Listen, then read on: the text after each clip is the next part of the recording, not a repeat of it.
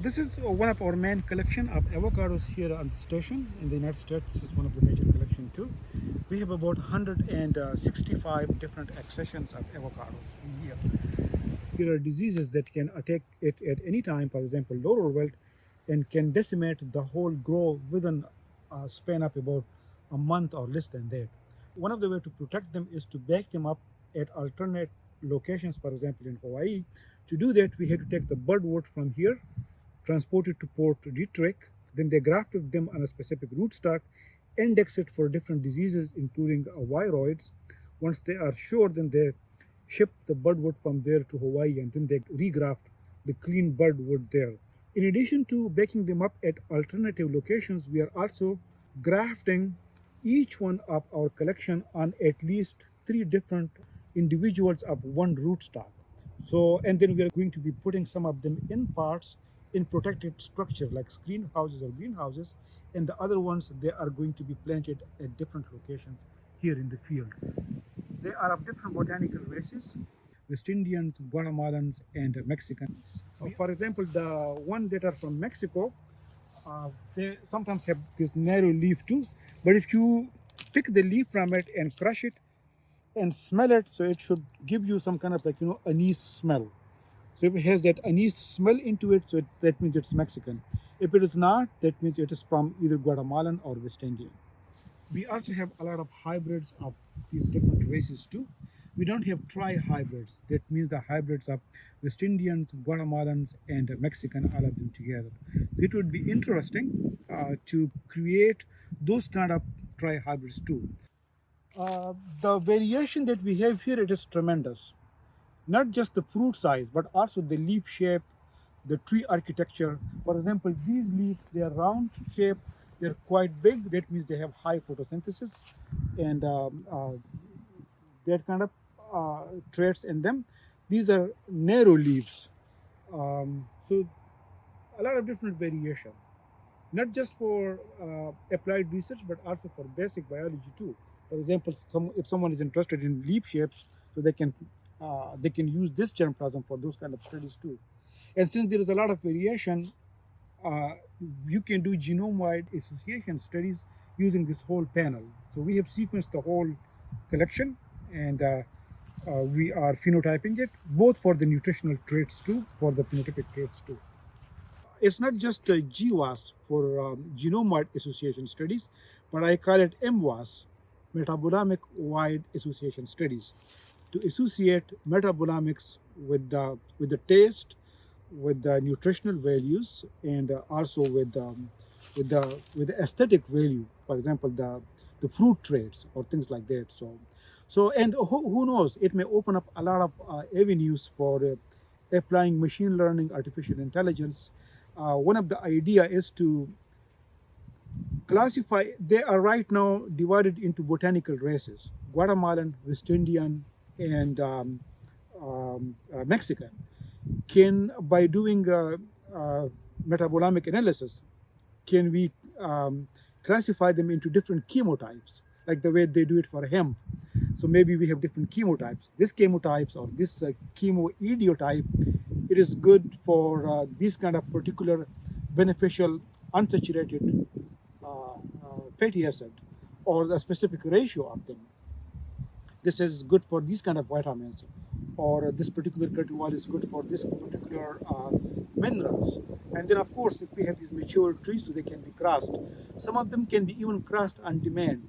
Let's say if we put these data out in publications or on Green Global or those kind of databases, breeders all around the world, they would see, okay, this particular cultivar has this much vitamin. We know that this is the SNP that is associated with this particular, but then they cannot wait to take the budwort for it and then to wait, let's say, for 7 years to produce and to cross them. They can ask us to cross it for them. They can send their people to take advantage of this material here to use it. So that is one of our goal, to add value to the germplasm by characterizing it, not just for the fruit quality traditional descriptors, but also these molecular descriptors. There is the nutritional value descriptors. So again, we have selected some of them to systematically cross them, not just for increasing genetic diversity and closing the genetic gaps, but also to bring different traits. For example, some of the trees, the one that you saw over there in the background, that is kind of dwarf. So that would be good for as a dwarfing rootstock. So we are crossing that with some other cultivars here. They have good tasting, optimally sized fruit. So that's what we are trying to do here. So we are making systematic crosses too. In addition to systematic crosses, we are also generating open pollinated populations of avocados. These are generated from different botanical races of avocados. The mother trees, they are here at the station, so we know their genotype. The reason for planting them in here is that this place on the station, it is very dry and rocky. The pH is about 8 here. So we want to see that, which one of these progeny they would do well here under these conditions and would produce fruit, would have the right architecture that would be useful for our growers, for our breeders. Crossing avocados, it is a little bit easier because we don't have to emasculate them, because they have both type A and type B flowering. So it's a natural mechanism of encouraging outcrossing. Type A, they are female in the morning, functionally. Then the next day, in the evening, they turn males. Then there are others that are called type B. They also open female first, but in the afternoon. The next morning, then they open as males.